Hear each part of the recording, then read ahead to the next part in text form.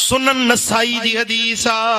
हजरत शरीद रजी अल्लाह तआला अन्हु राविया قال سمعت رسول الله صلى الله عليه وسلم يقول من قتل عصفورا عبسا عج الى الله يوم القيامه يقول يا رب ان فلانا قتلني عبسا ولم يقتلني منفعه।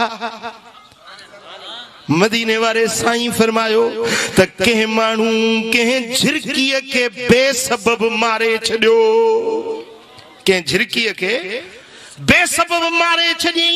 जॾहिं क़यामत जो ॾियारो थींदो या झिरकी या चिड़िया अल्लाह जे दर ते फरियादी थींदी, अर्ज़ कंदी मुंहिंजा मौला ओ मुंहिंजा रब करीम फलाणे माण्हू मूंखे बेगुनाह मारे छॾियो हुयो, कुहण जे लाइ खाइण जे लाइ बि न मारियईं, के दवा दरमल इलाज जे लाइ बि न मारियईं, ईअं ई मूंखे वार करे, ईअं ई मूंखे गुलेली हणी, ईअं ई मूंखे तीर त हणी मूंखे मारे छॾियईं। क़यामत जे ॾियारे में इहा झिरकी बि अल्लाह जे दर ते फरियाद कंदी। अब अल्लाह वटि फ़ैसिलो थींदो, अल्लाह वटि अब्दुल आया बेइंसाफ़ी आहे, जवाब ॾियो अल्लाह अब्दुल इंसाफ वारो आहे। इहा झिरकी बि क़यामत जे ॾियारे में फरियाद कंदी। हाँ अल्लाह अकबर कबीरा।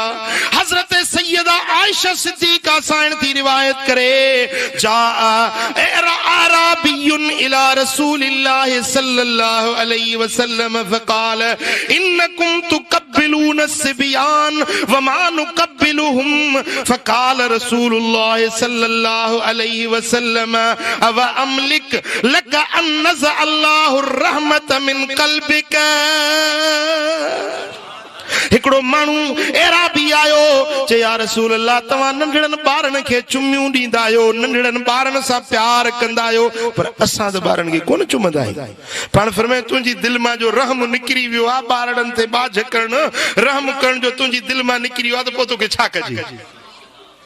तू बचड़नि ते बाझ नथो करीं, नंढड़नि ते रहम नथो करीं, तुंहिंजे दिल में बाझ नाहे तॾहिं तूं इन्हनि जे मथां रहम नथो करीं।